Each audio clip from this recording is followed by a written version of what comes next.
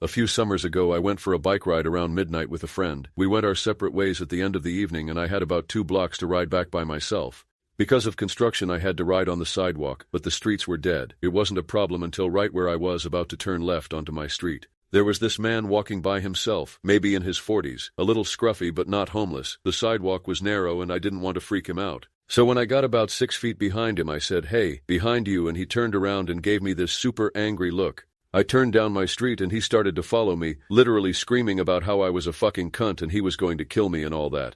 I live right off the corner and I didn't want him to figure that out, so I decided to do another loop around the block. That's not the scary part. The scary part is that when I looped back around and looked down the street I saw him standing on my fucking front stoop staring out at the street.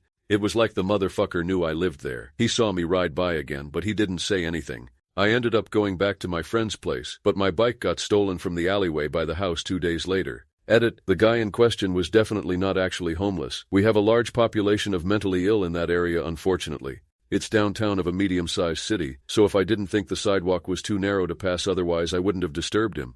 Half the scary part was that he looked pretty much completely normal for my area. That being said, I ended up texting my mom. She made the decision not to notify law enforcement until my bike was stolen. You probably won't see us again if you don't subscribe.